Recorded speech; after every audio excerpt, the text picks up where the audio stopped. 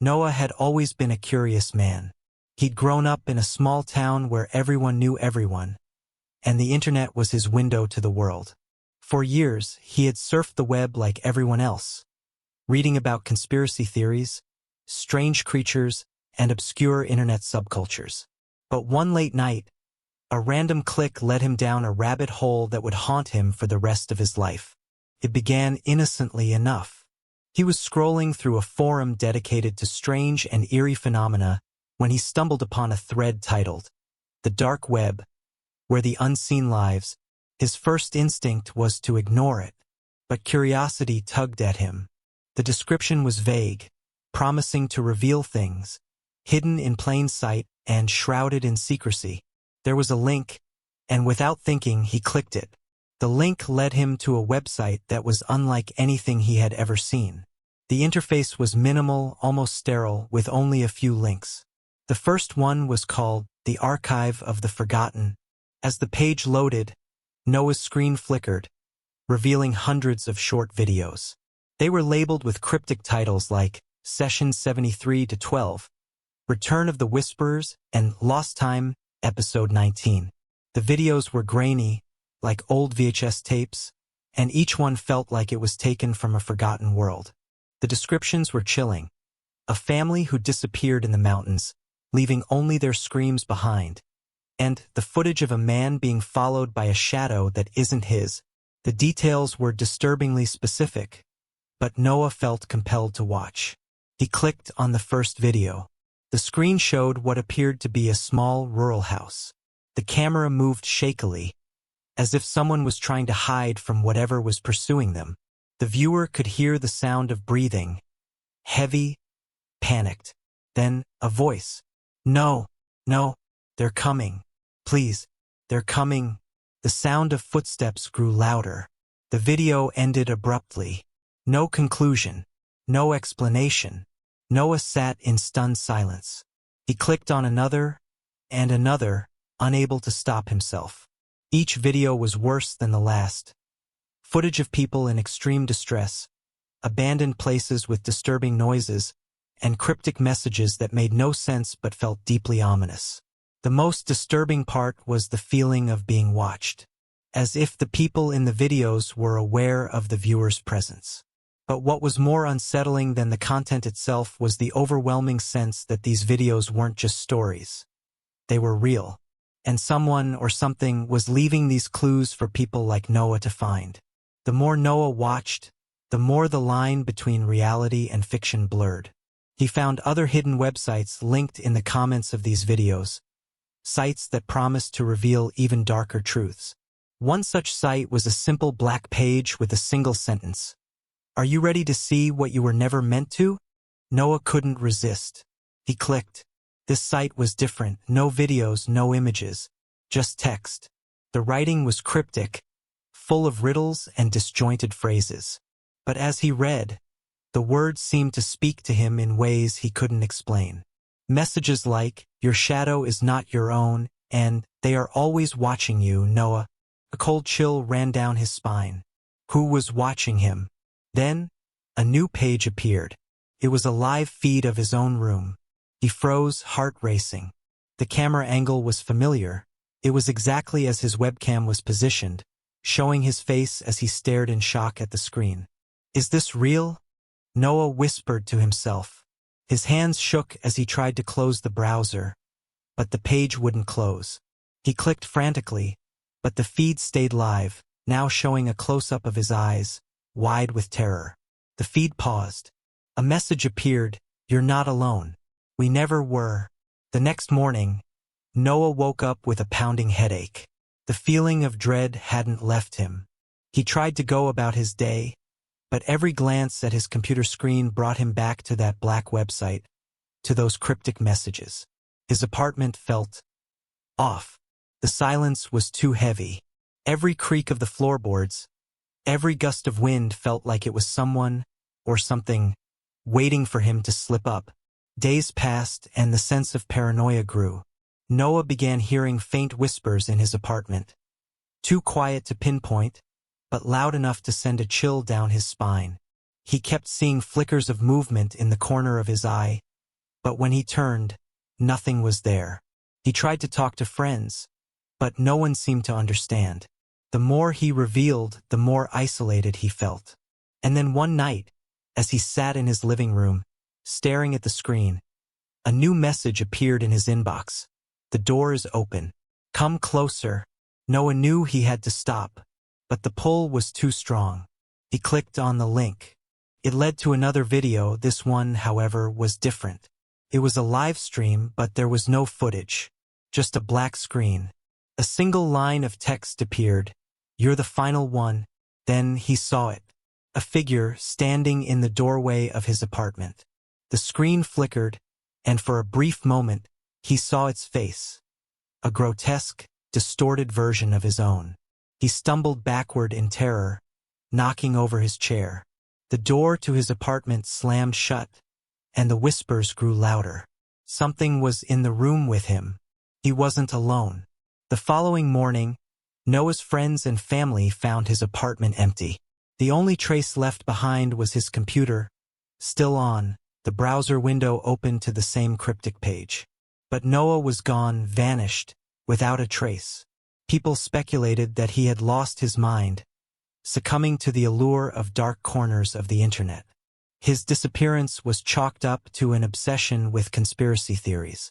But a few curious people, unable to resist the pull, found themselves wandering into the same rabbit holes that Noah had discovered. And each time they ventured deeper, they noticed something chilling. The video titles began to change. The archive of the forgotten grew. New videos were added, videos with names they recognized, faces they knew. The door that Noah had opened was still wide, and it was waiting for the next person to step through. There are some corners of the internet you can never escape. Once you've seen them, once you've crossed the threshold, you can't unsee the things you find. And the worst part is, there's always someone waiting, watching, waiting for the next curious soul to click the link. Will you be the next to fall into the rabbit hole? Story 2. One evening, when the world outside seemed just a little too quiet, David found himself scrolling through his usual late-night forum. It wasn't anything unusual. A mix of threads about conspiracy theories, obscure cryptids, and bizarre online mysteries. But tonight, something different caught his attention. A post titled simply "The Black Circle" sat at the top of the page. Its description was vague. If you value your sanity, do not click. But if you must, follow the path. Curiosity gnawed at David. He had seen strange things online before. Unexplainable videos, dark web riddles, unsettling audio clips. But he had never come across something like this. The post had no other replies, just the chilling warning and a link. He hesitated for a moment, but the thought of unexplored mysteries lured him in. He clicked. The screen blinked, and David found himself staring at a simple black circle in the middle of a pitch-black page. No text, no links, just the circle, pulsating softly as if it were alive. David's pulse quickened. His fingers hovered above the keyboard, but he didn't move. He had an overwhelming feeling that something was waiting, watching. He glanced at the timestamp on the page. It was midnight. He should have gone to bed, but something made him stay. He stared at the circle. Then, without warning, the cursor moved on its own. Clicked. The screen flickered, and David found himself not staring at a web page anymore, but a live feed of an unfamiliar street. It was dark, eerily quiet, with no one in sight. The streetlights buzzed, casting a sickly yellow glow on the empty road. A figure appeared at the far end, standing still in the shadows. The feed zoomed in on the figure as it began to walk, slowly moving toward the camera. It had no face, just a smooth, featureless void where its head should have been. David's heart raced. His hands trembled as he tried to close the window, but it wouldn't respond. Instead, the figure continued its slow march closer and closer. It wasn't just the unsettling lack of a face that terrified him. It was the feeling of being watched, the strange sensation that this thing knew him, that it was aware of his presence on the other side of the screen. Suddenly, the figure stopped. The camera zoomed in on its chest, and David's breath caught in his throat. There, scrawled in a language he couldn't recognize, was a message that he could understand with an unsettling clarity. "We are here." The screen went black. David sat frozen, his mind racing. What had just happened? Was that some sort of prank, a viral video? Or was this something worse? Shaking, David opened a new tab and searched for any information about the Black Circle. To his horror, nothing came up. No forum posts, no articles, no videos. There was only silence. It was as if the link he had clicked had erased its existence. He tried to shake the feeling off, but the unease wouldn't leave him. That night, as he lay in bed, he kept hearing noises, soft taps on the walls, the faintest scraping sound just outside his window. He told himself it was just the wind, but every time he closed his eyes, he saw the faceless figure walking closer and closer, its blank, dark presence lurking at the edge of his vision. The next morning, he found a strange message on his phone, sent from an unknown number. "We are closer than you think." David's hands shook as he dropped the phone on the bed. His mind raced. He had to be imagining things. He hadn't told anyone about what happened last night. How could they have known? The days that followed were a blur of growing paranoia. David began to notice shadows in the corners of his room, flickers of movement out of the corner of his eye. He would look, but nothing was ever there. At night, the taps on the walls grew louder, and the strange feeling of being watched intensified. Sometimes, when he passed mirrors, he swore he could see the faceless figure reflected behind him. Then, one night, as he sat in front of his computer, a new notification appeared. It was an email sent from no one he recognized. It was just a subject line, "You're next." He clicked it. The screen blinked and then revealed something that made his blood run cold. The same faceless figure from the live feed. But this time, it was standing right outside his window, staring directly at him. No eyes, no mouth, just darkness. And in the reflection of the glass, David could see something else. Himself standing in the shadows of his room, but in the reflection, his face was blank. Hollow. Empty. The figure outside began to move toward the window. Slowly. As the footsteps got closer, David's breath quickened, but he couldn't move. The figure stopped just inches from the glass, and David could feel its presence through the screen. The hairs on the back of his neck stood on end. Then, as suddenly as it had appeared, the figure vanished.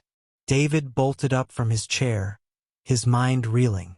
He tried to turn off his computer, but it wouldn't shut down. The screen was frozen, and in the reflection of the monitor, he saw something that made his heart stop. The faceless figure was standing directly behind him. David spun around, his hands trembling. The room was empty. There was nothing there. But when he looked back at the screen, the reflection of himself was gone.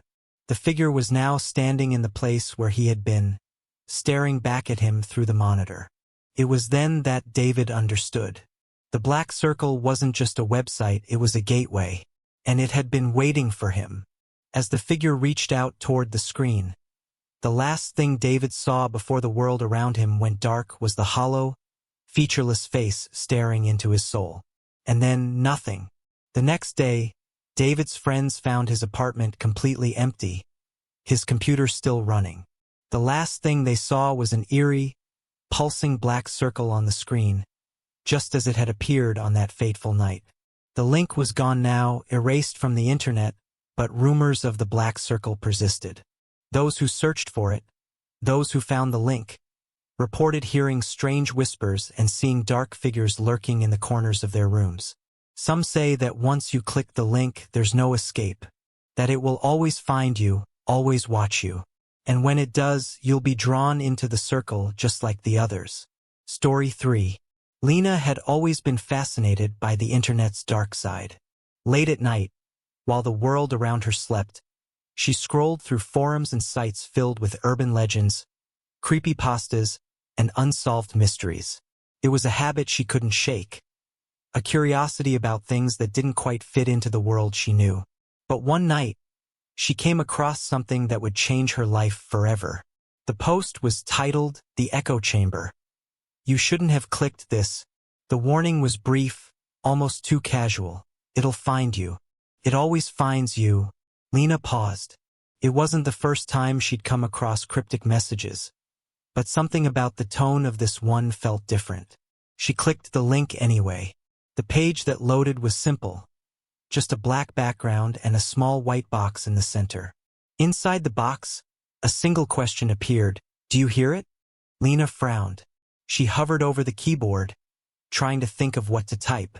There was no context, no instruction, no other clues. She stared at the box, a growing unease settling in her chest. Finally, she typed, "What?" and hit enter. For a few moments, nothing happened. The screen stayed still. Then suddenly the question changed. Do you hear it now? A soft noise began to filter through her speakers.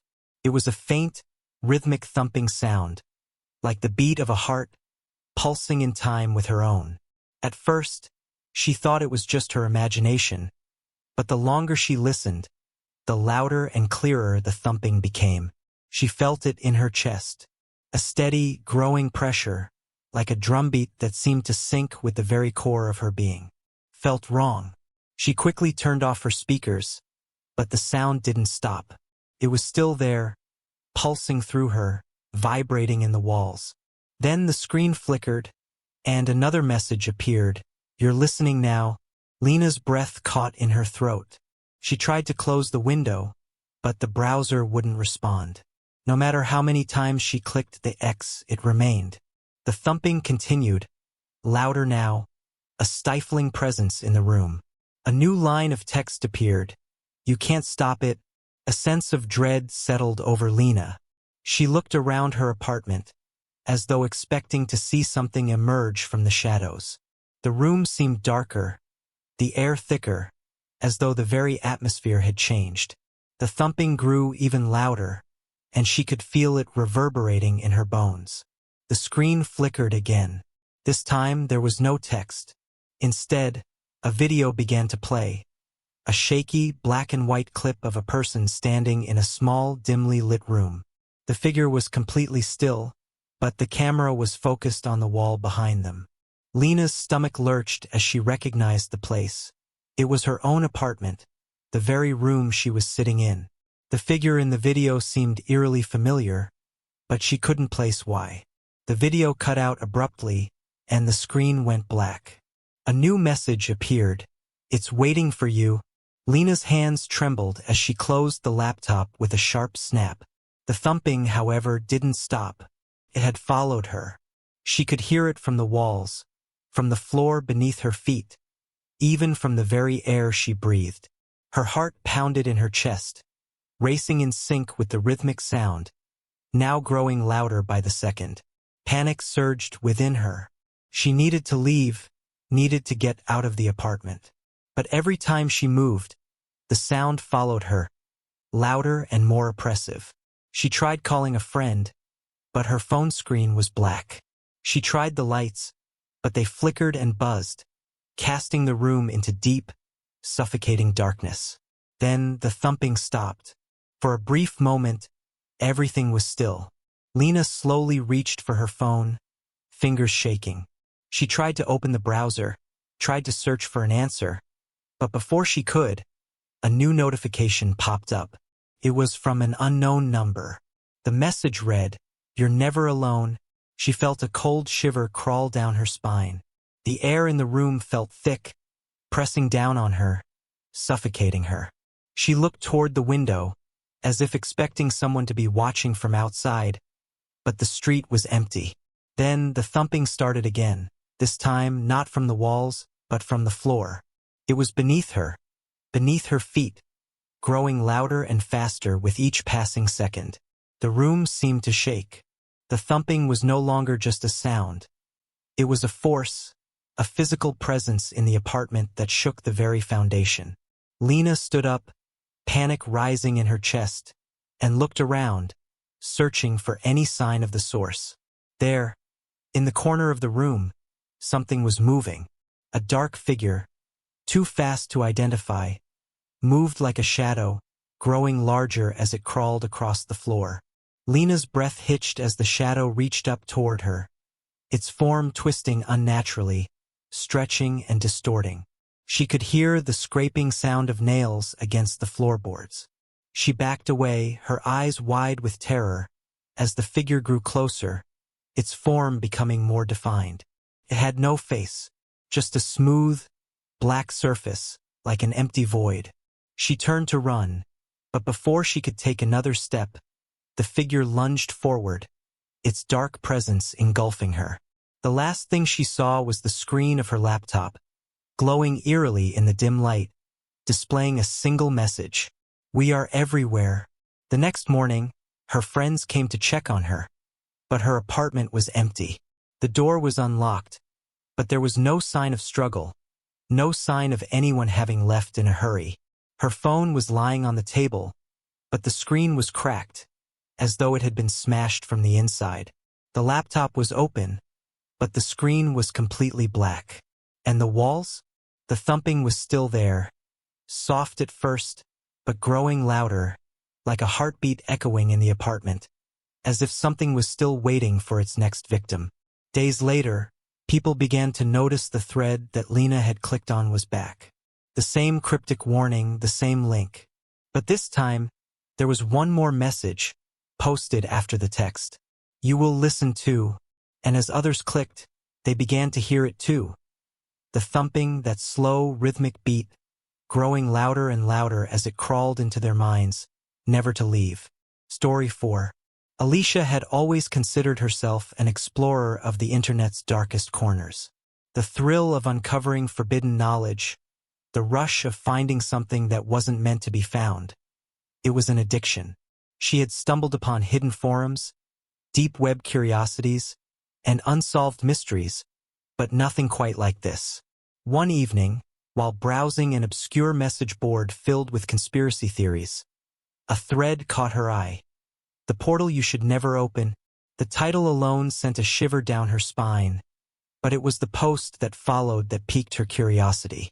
"You're not meant to know about this, but you're reading this. That means it's too late. The portal is open for you. You've been chosen." Alicia clicked the link, half expecting some weird meme or creepy image. Instead, she was greeted by a black screen with a single line of text: "Welcome." Below that, a countdown timer began ticking down from 10 minutes. Alicia's heart skipped a beat. It seemed like a prank, a strange game someone had created. But the strange pull to continue, to see what would happen, kept her glued to the screen. As the countdown ticked on, the chat box below the message blinked with a new line of text. "Are you sure you want to see it? Once you begin, you can't turn back." She hesitated. The warning sounded almost too real, but Alicia's curiosity overwhelmed her. She typed, "Yes." The timer reached 0. For a moment, nothing happened. Then her screen flickered, the blackness of the monitor beginning to warp. A sound echoed from her speakers, a deep, guttural hum, like a growl just beneath the surface of the world. The blackness on the screen stretched and folded, like it was alive, like something was trying to push through. The room around her seemed to grow colder, the air thick and still. Alicia felt the hairs on the back of her neck stand up as the growling noise intensified. She glanced over her shoulder, half expecting someone, or something, to be standing behind her. But the room was empty. The screen began to shift, showing what looked like a series of quick flashes. Distorted faces, places she didn't recognize, images that didn't belong in the world. She saw a house, dimly lit, shadows moving within. Then the screen flashed to a highway at night, but something was off. The cars were moving backward, the headlights flickering like malfunctioning street lamps. She felt dizzy as the images cycled through faster, more chaotic. A sudden image froze on the screen. A mirror, shattered, the shards reflecting nothing. No reflection, just void. In the center of the mirror, she saw her own face. Only it wasn't her. The reflection was wrong, contorted, eyes wide and hollow. Alicia gasped and stumbled back, but the reflection on the screen didn't move. "You've opened the door," the text flashed across the screen. "And now you're part of it." Alicia's breath quickened as she reached for her mouse, desperate to close the tab. But the screen wouldn't respond. The message blinked again, the letters becoming more distorted, as if they were being pulled into some unseen void. The hum in her speakers turned into a low, continuous whine, vibrating through her chest. Suddenly, the image on the screen changed. It wasn't a video or an image anymore. It was a doorway, a pitch-black tunnel, stretching into an infinite void. And at the very edge of that darkness, something was moving. Alicia froze as the shape came closer, a shifting mass of shadow. It was humanoid but distorted, its limbs too long, its body too thin. And its face. There was no face, just a dark, swirling mass of nothingness. The longer she stared, the more it seemed to pull her in, like the tunnel was reaching out toward her. "It's already too late." The words appeared on the screen again, but this time they were different. They were in her own handwriting, like a message she had typed without remembering doing so. "You can't escape it." Suddenly, the screen went black. The hum stopped. The silence was deafening. Alicia sat frozen, eyes glued to the screen, expecting something, anything, to happen next. The atmosphere in the room felt heavier, like the very air around her had become thick, suffocating. Then, from the corner of the screen, the smallest ripple of light appeared. A flicker, almost imperceptible. It grew brighter, widening into a crack in the blackness. A whisper, faint at first, began to echo through the room. It was her name, Alicia. The voice was distant, hollow, as if it were coming from the space between dimensions. Her heart raced. She felt the presence of something. Someone. Watching her. Something in the room with her. Something that shouldn't exist. The whisper grew louder, closer. The crack in the screen widened, revealing a glimpse of a room. A room she knew all too well. It was her bedroom. But something was wrong. In the reflection of her room, she saw herself sitting at the computer. Only it wasn't her. The figure in the reflection had no eyes, just deep, empty sockets where her gaze should have been. "Look at me, Alicia." The figure began to crawl out of the screen, dragging itself toward her, inch by inch. Its limbs twisted unnaturally, and the whisper grew louder, louder, until it felt like the voice was inside her head. She felt her own body tense, frozen, unable to move. Alicia tried to scream, but no sound came out. The figure reached out from the screen, its hand, if you could even call it that, stretching, thin and long, with fingers that seemed to bend and twist, reaching for her, pulling the very air toward it. The last thing she saw before everything went black was its face. Her face, but twisted, its mouth stretching into a grotesque, silent scream. And then, there was nothing. The next day, Alicia's friends found her apartment empty. The laptop was still open, the screen black. There was no sign of a struggle, no sign of Alicia. But the moment they approached the screen, they felt it. The cold air, the oppressive presence in the room. And, in the reflection of the monitor, they saw her. Her eyes, empty, hollow, staring back at them. The message on the screen had changed. You shouldn't have opened it. It was too late now. The portal had already claimed another. And somewhere in the dark corners of the internet, a new thread appeared. The portal is waiting. Will you click? Would you dare? Story 5. Liam had always been drawn to obscure corners of the internet, where the forbidden and strange were housed. Late-night browsing had been a hobby of his for years, and every now and then, he stumbled upon something unsettling, something he couldn't quite shake. But nothing prepared him for the discovery he made one fateful evening. He had been bouncing between dark forums and hidden threads, as usual, when a post with the title, "Do you hear the sound?" caught his eye. There was no description, just the title and a link. It seemed innocuous enough, a thread made by a user with a cryptic name, but something about it felt different. A kind of chill ran down his spine as he clicked the link. The page that loaded was almost entirely empty. There was a single sentence in the center of the screen. "You hear it? Don't you?" Liam frowned. He wasn't sure what the message meant. He felt nothing out of the ordinary, no sound, no odd sensation. He hesitated for a moment before typing. "What are you talking about?" The page flickered for a second, and then the words changed. "It's already too late." Before Liam could process the words, a soft, almost imperceptible hum began to emanate from his speakers. At first, he thought it was his imagination, but the sound grew louder.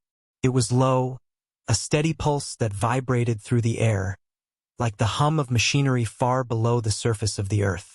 It felt like it was coming from all around him, but he couldn't pinpoint its source.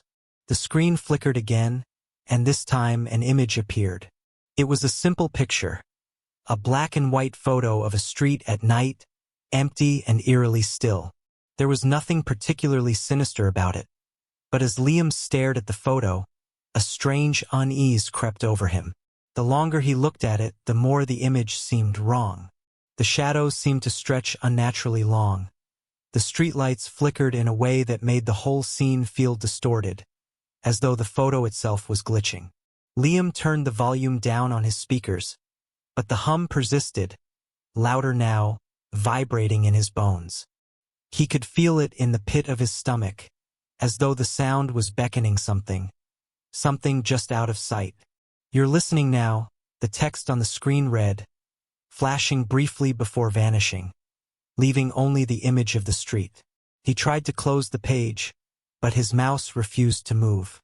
The cursor was locked in place, hovering over the corner of the screen, unable to click. Panicked, he unplugged his laptop and reset it, but when it powered back on, the same page greeted him.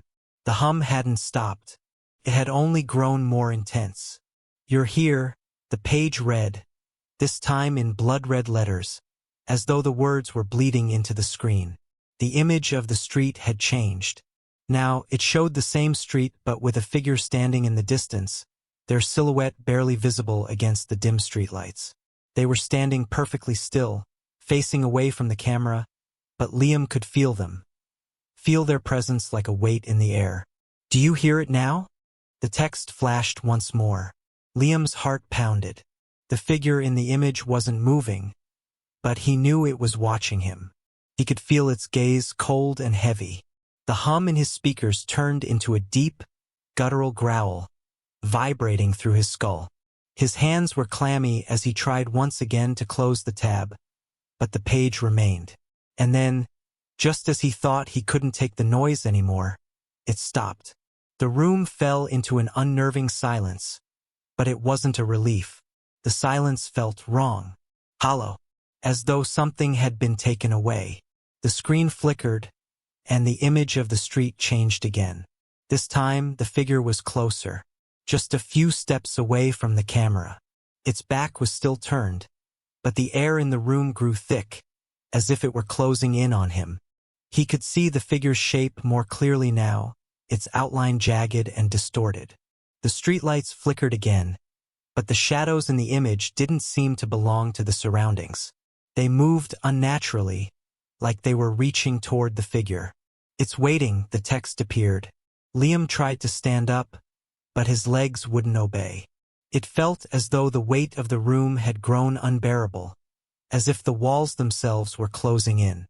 His vision swam, and the room seemed to warp around him. His breath quickened, chest tight. He couldn't look away from the screen, even though every part of him screamed to shut his eyes, to close the laptop, to run. "Do you see it now?" The text blinked, and the figure in the photo turned around. Liam gasped. The figure's face was a blur, an awful, shifting mass of darkness. It was like staring into a void, a space where features should have been, but there was nothing. No eyes, no mouth, just a deep, formless shadow that seemed to reach out to him. The hum returned, louder now, louder than ever before. It was no longer a hum. It was a roar, like 1,000 voices screaming at once, drowning out all sound. Liam's heart raced, panic flooding his veins. He reached for the laptop, trying to shut it down, but it was too late. The figure on the screen moved. It stepped out of the photo, as though the two-dimensional world of the screen had no power to hold it. It came closer, growing larger, the distorted mass of shadow moving toward him with unnatural speed. The hum grew louder, a cacophony of unearthly sound, and the air grew colder and colder until it felt like his very breath was freezing. "You've opened the door," the screen flashed one last time. Liam's hands were trembling, but it was too late to escape. The shadows reached out toward him, their tendrils curling around his body, pulling him toward the screen. His body went cold, his vision blurring, as he was dragged into the blackness of the monitor. And just like that, the laptop went black. The hum stopped.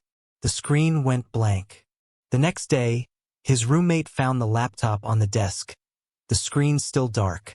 Liam was gone. There was no sign of struggle, no trace of him in the apartment.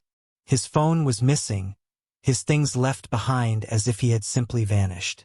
But when his roommate sat at the desk to try and figure out what had happened, he found a new post on the forum. "Do you hear the sound?" And below it, an image of a street at night, empty, except for the figure in the distance. The figure had no face, and it was looking straight at him,